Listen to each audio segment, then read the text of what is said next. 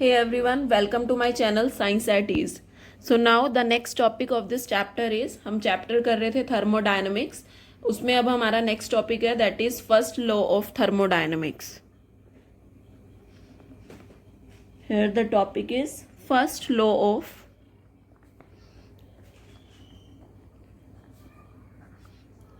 thermodynamics.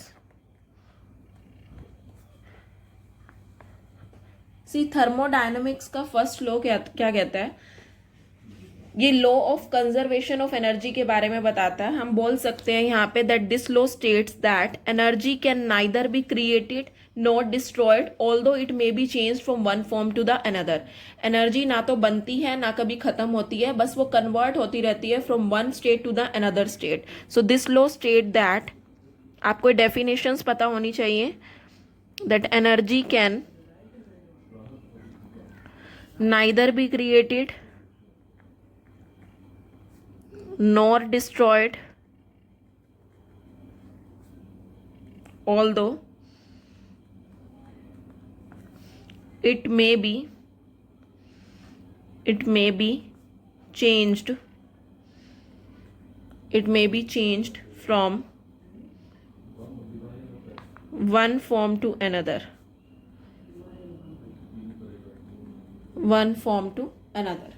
ठीक है. अब हम इसकी मैथमेटिकल एक्सप्रेशन के बारे में बात करेंगे. इस स्टेटमेंट से हमें ये पता चल गया that the total energy of the universe that is system and surrounding की हम मान के चल रहे हैं, वो ऑलवेज क्या रहेगी? कांस्टेंट रहेगी ड्यूरिंग एनी फिजिकल और केमिकल प्रोसेस. तो अब इसका मैथमेटिकल एक्सप्रेशन करते हैं फर्स्ट लॉ का.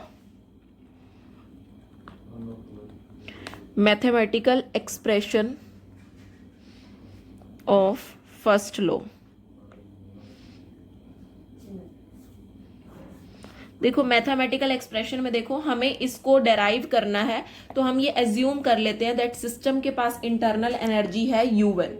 हमने यहाँ पे एज्यूम कर लिया दैट सिस्टम, ये एजम्पशन चल रही है सारी, एज्यूम कर लिया that system has internal energy कितनी है? U1 है. ठीक है. और उसने कुछ अमाउंट हीट का एब्जॉर्ब कर लिया, हीट एनर्जी का एब्जॉर्ब कर लिया, ये हमने मान लिया. And absorbs a certain amount of heat energy. And heat energy को आपको पता है किस फॉर्म में रिप्रेजेंट करते हैं? क्यू सिंबल से रिप्रेजेंट करते हैं. सो फाइनली इसकी इंटरनल एनर्जी क्या बन जाएगी? Its internal energy becomes is equal to Q plus में U1. दोनों को ऐड कर देंगे हम यहाँ पे, ये क्या बन जाएगी? Q प्लस में U1. ठीक है. लेट अब सपोज कर लिया कि W amount of work be done on it. वहां पे W अमाउंट ऑफ वर्क भी हुआ, so that internal energy change हो जाएगी अब U2 के अंदर. ठीक है. So here let a W amount of work be done on it, so that its internal energy, उसकी इंटरनल एनर्जी क्या हो जाएगी? चेंज हो जाएगी, चेंजेस टू U2. ये U2 बन जाएगी आपकी. ठीक है. सो फाइनली यहाँ देखो मैं इसको एक डायग्रामेटिक रिप्रेजेंटेशन से दिखा रही हूँ. ये ब्लॉक है इंटरनल एनर्जी जो सिस्टम की है, दैट इज U1. ठीक है. इसके अंदर कुछ हीट एब्जॉर्ब की इसने, तो इंटरनल एनर्जी आपकी क्या बन गई? इसको E लिख रही हूँ, इंटरनल एनर्जी U1 प्लस में क्यूब. ठीक है. अब सिस्टम के ऊपर वर्क हुआ तो प्लस में W भी आ गया. So this will be equal to IE, that is internal energy. यहाँ क्या हो जाएगी? U1 प्लस Q प्लस में W.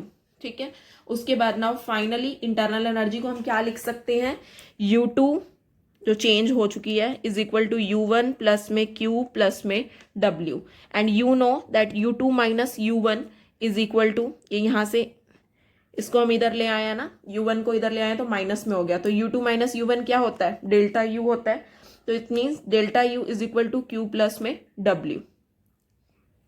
ठीक है, ये यहाँ से एक इक्वेशन आ गया, आपने ये इक्वेशन को ध्यान रखना है, इसको एक इक्वेशन 1 मान लो। अब इससे हम एक्सप्रेशन को डेराइव करेंगे, ठीक है। तो इसका मतलब यहां से हमें ये पता चल गया ना दैट जो चेंज इन इंटरनल एनर्जी है this is equal to heat absorbed plus work done on the system. यहां लिख लेते हैं, यहां से हमें क्या पता चल गया that change in internal energy is equal to heat absorbed, heat जो एब्जॉर्ब हुई है, plus work done on the system, plus work done on the system.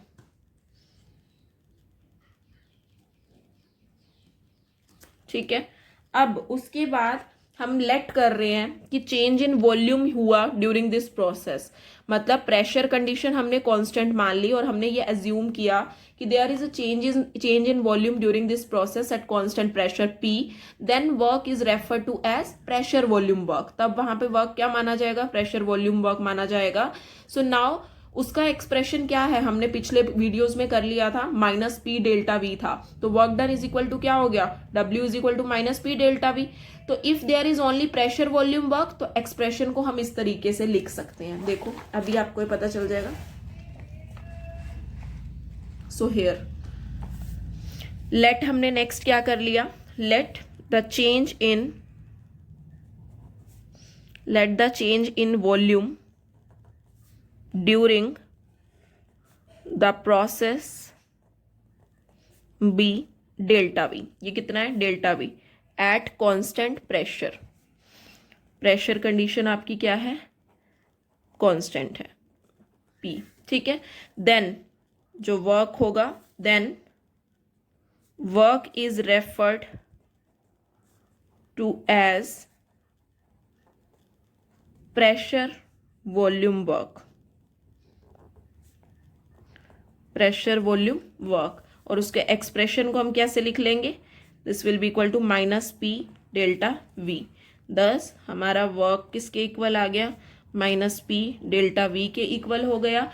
And अगर ओनली प्रेशर वॉल्यूम वर्क हो रहा है देन हम एक्सप्रेशन को क्या लिख सकते हैं, यहाँ delta U is equal to Q -P delta V। Work की जगह हमने इस वैल्यू को पुट कर दिया। सो ये इंटरनल एनर्जी चेंज का एक इक्वेशन आ गया है।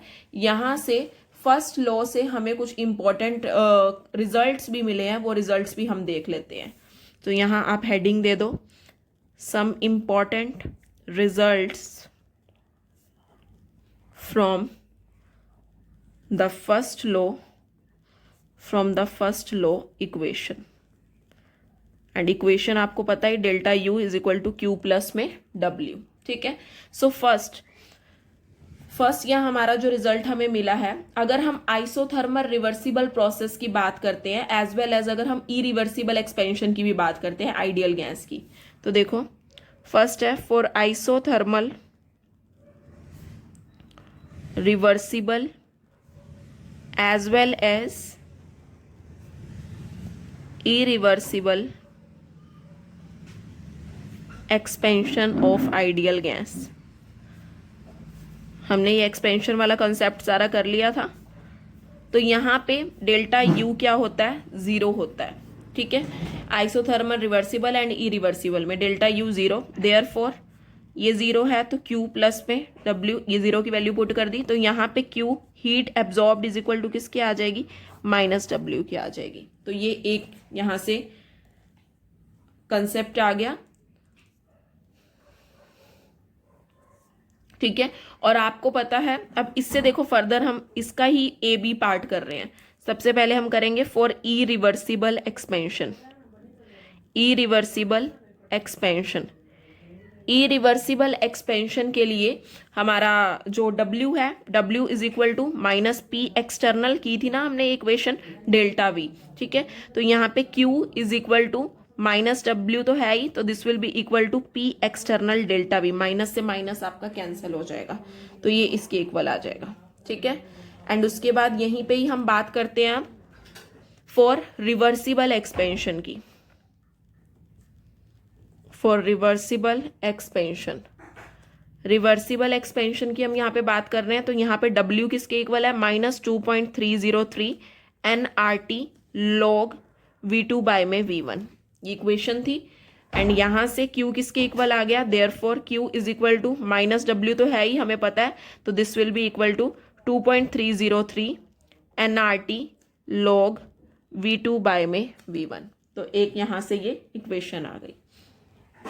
ठीक है, ये फर्स्ट केस हमारा कंप्लीट हो गया। नेक्स्ट केस हमारा सेकंड केस है, for expansion of ideal gas into vacuum, for expansion of ideal gas in vacuum. Vacuum के अंदर आपका जो डेल्टा यू है इज इक्वल टू 0, ये सब कुछ ही यहाँ 0 है। Delta U is equal to 0, W भी 0, एंड आपका W 0 है और डेल्टा U 0 है, तो ऑब्वियस है, तो आपका Q भी क्या हो जाएगा, 0 हो जाएगा। वैक्यूम के अंदर की ये बात की गई है, कंडीशंस आपको लर्न करनी है ये। ठीक है, after that next is the for adiabatic process, जो प्रोसेस एडियाबैटिक हो रहे हैं। थर्ड केस है फॉर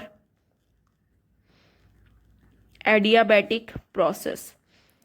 एडियाबैटिक प्रोसेस के लिए Q किसके इक्वल है, 0 के। ठीक है, तो Q 0 के है, तो डेल्टा U किसके इक्वल हो जाएगा, माइनस वर्क डन एडियाबैटिक। ठीक है, ये इक्वेशन यहां से आ जाएगी। Fourth, for isochoric process, next क्या लेंगे हम, आइसोकोरिक प्रोसेस। इसके लिए delta V is equal to 0 हो जाता है। डेल्टा V 0 होता है क्योंकि आइसोकोरिक वॉल्यूम से रिलेटेड है, सेम वॉल्यूम यहाँ पे, तो delta U is equal to QV, इसके इक्वल आ जाएगा। ठीक है, तो यहाँ पे ये कुछ इक्वेशंस थे, ये इनसे हमने रिजल्ट निकाल ली हैं। ठीक है, ये इस वीडियो में था about the first law of thermodynamics. Now in the next video we will discuss about internal energy as a state function topic. Thank you so much students for watching this video. Hit the like button, and अगर channel को subscribe नहीं किया तो channel को subscribe भी कर दो, and don't forget to press the bell icon, ताकि आपको आने वाली मेरी सारी वीडियोज की नोटिफिकेशन मिल जाए। Thank you.